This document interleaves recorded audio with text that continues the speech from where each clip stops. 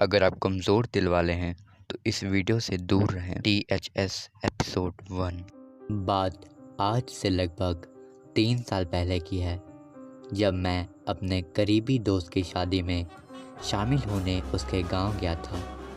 हम दोनों दिल्ली के ही एक कंपनी में साथ काम करते थे, लेकिन उसका परिवार राजस्थान के एक छोटे से गांव से संबंध रखता था। उसके विवाह से जुड़े सभी आयोजन वही गांव में ही होने थे, इसलिए उसकी शादी से 3 दिन पहले ही मैं वहां जाने के लिए निकल पड़ा। जयपुर एयरपोर्ट पर उतरने के बाद मैंने उसके गांव पहुंचने के लिए एक टैक्सी की। मेरे दोस्त साहिल का गांव जयपुर से काफ़ी दूर था। ड्राइवर ने पहले ही कहा था कि पूरे 24 घंटे में ही हम उस गांव में पहुंच पाएंगे। सफ़र लंबा था, इसलिए टैक्सी ड्राइवर से बात शुरू हो गई। बातें करते करते उसने गांव देहातों में फैले भूत प्रेतों का किस्से का जिक्र किया।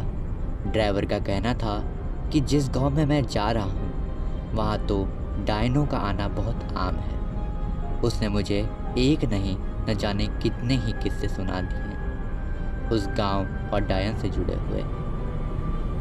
अब आप तो जानते ही हैं कि दिल्ली जैसे महानगर में रहने वाले युवा कहाँ इन आत्माओं और डायनों की बात पर यकीन करते हैं। मेरे जैसे अधिकांश लोगों के लिए यह सब मनोरंजन का एक जरिया है, इससे ज़्यादा कुछ नहीं। लेकिन शायद वह आखिरी बार था जब मैंने इन सब काली शक्तियों को बस एक मजाक के रूप में लिया था, क्योंकि उसके बाद तो जैसे मैं इन पर विश्वास करने लगा, बल्कि हर समय इनकी उपस्थिति के एहसास करने लगा। ड्राइवर का कहना था कि सुबह 8 बज जाएंगे, तब तक हम अपनी मंजिल पर पहुंच जाएंगे। रात 10 बजे के आसपास हमने एक ढाबे पर खाना खाया और फिर सफ़र की थकान की वजह से आंख लग गई। अचानक हमारी गाड़ी ख़राब हो गई और वो एक ऐसी जगह रुकी जहां मदद मिलना नामुमकिन था। मुझे समझ नहीं आ रहा था कि क्या किया जाए। सुबह होने के इंतज़ार भी किया और आसपास कोई ठीक जगह भी नहीं थी। ड्राइवर का कहना था कि 2-3 किलोमीटर पर एक ढाबा है, आप वहां पहुंच जाओ, मैं गाड़ी ठीक करवा कर ले आऊँगा। मैंने उसकी बात मान ली और पैदल चलने लगा। चलना बहुत था, इसलिए मैंने कानों में ईयरफोन लगा लिया और सोचा टाइम पास हो जाएगा। कुछ दूर चलते ही मुझे ऐसा लगा जैसे मेरे साथ कोई चल रहा है। बड़ी तेज महक सी आई और बहुत देर तक अपने साथ किसी और के होने का एहसास हुआ।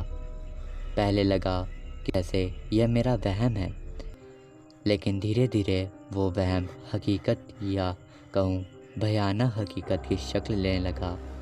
पहले मुझे केवल एहसास हो रहा था कि कोई मेरे साथ चल रहा है, लेकिन धीरे धीरे किसी की शारीरिक आकृति मुझसे कुछ कदम दूरी पर दिखाई देने लगी। वह एक सुंदर लड़की थी। उसने मुझसे पूछा, इतनी रात को अकेले कहाँ जा रहे हो? मैंने उसे अपनी कहानी बता दी कि कैसे गाड़ी खराब हुई और मैं पैदल चलने के लिए मजबूर हुआ। मैंने भी उससे यही सवाल किया कि वह इतनी रात को यहाँ क्या कर रही है।